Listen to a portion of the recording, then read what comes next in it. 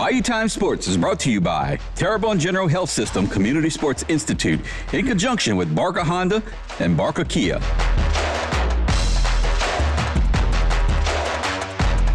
Hi, everybody. Welcome to Bayou Time Sports. It's my pleasure to have here with me Casey Gisclair. Casey is the brains, the thrust behind Bayou Sports. If you want to find out the latest, the most current sports news in our Bayou region related to not only high school sports, but collegiate sports and some professional sports, you do have to talk about the Saints every once in a while there, Casey. You can get it through Casey, Bayou Sports. Once again, thanks for being here. Tell everybody about your platform and where they can go to find out the latest information. Yeah, thank you, Stan. We are located online at by-u, the letter U, sports.com. But truly the easiest way to find us is you go on Facebook and you type the same thing. Ben, you see it on the screen there, by-u sports. We are live several times a week at events, broadcasting games, and anything that we push out on the website, we'll be sharing the link as well on our social media. So that's the easiest place to find us. Continuing to grow. Heck, we've got this week lined up. We released our schedule today. We'll be live at 4 different high school games in the area on Thursday and Friday, including our first ever triple header on Friday.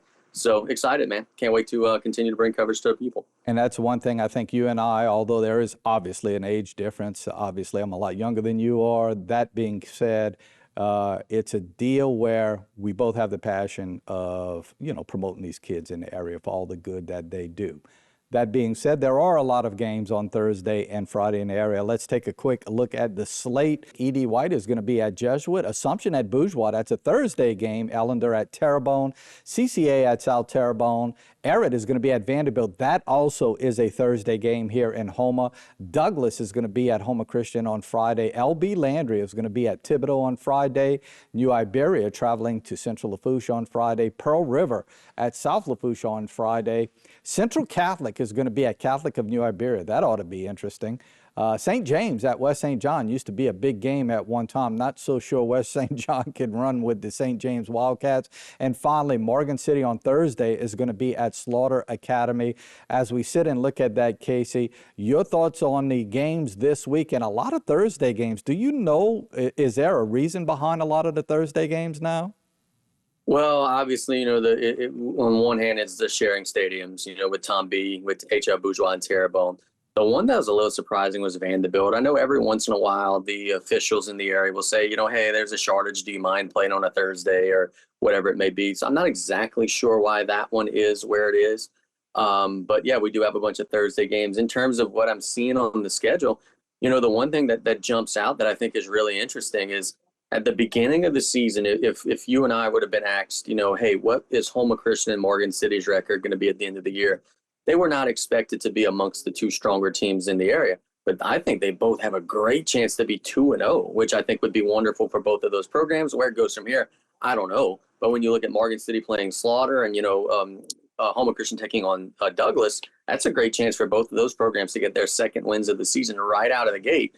And that'd be huge for both of those teams. I agree 100%. And sometimes you have to schedule that way. I mean, yep. If you're Coach Celestine and you're sitting there and Coach Danos, you have to get your way out of the hole just a little bit. So you schedule some of those teams and you let the district slate fall like it may. If you play in a super tough district, it is what it is. Well, you and I talked a little bit off camera. And we talked on the podcast, the Locker Room podcast, a little bit about the game between CCA and South Terrebonne. I know it's a single-A school, but a single-A school that was 10-0 last year against a 4A school. They're playing in Berg this year. That was played actually at Nichols last year, and CCA pretty much had their way. But I would imagine that game and maybe a couple others, maybe Pearl River at South Lafourche, there's a little bit of revenge games in there this week too, right? I think so. And look, I think you could throw Assumption and H.L. Bourgeois in there as well. H.L. Bourgeois walloped Assumption last year. I know that's not going to sit well with Will Broussard and his guys.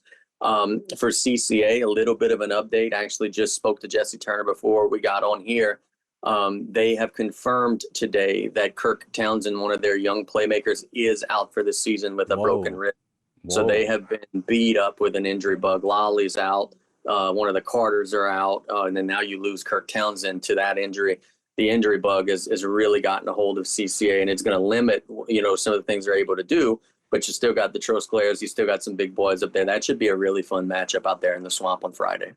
Yep, we mentioned Pearl River. That simply was because Pearl River sort of handled, again, that was after the hurricane last year, South Lafourche, so the Tarpons will be looking for a little revenge in that one.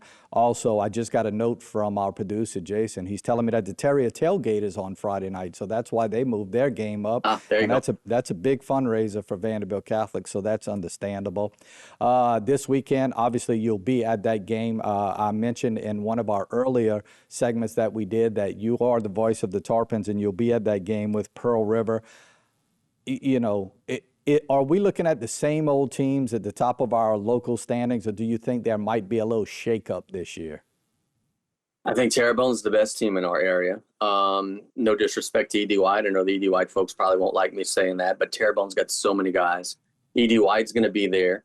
Vanderbilt is going to be there, especially after what they did in week 1. From there, I think it's kind of a toss-up. Thibodaux, I think, is going to be better. South Lafourche is right there with Thibodaux, played a close game with them. You made me think of something when you said the E.D. White folks may not be as happy. I got to go back to my friend Richard Curlin at South Terrebonne. When a local media person would, you know, kind of vote against us at South Terrebonne and say we didn't have a chance to win, it only puts you on the incentive program to do better, right?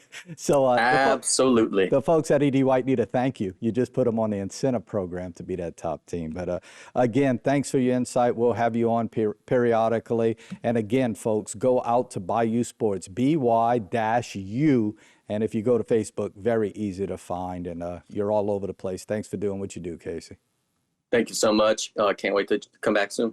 All right. Well, we'll talk to Casey in the future, but right now we got to take a break. We'll be back after this timeout. This segment was brought to you by Terrebonne General Health System Community Sports Institute in conjunction with Barker Honda and Barker Kia.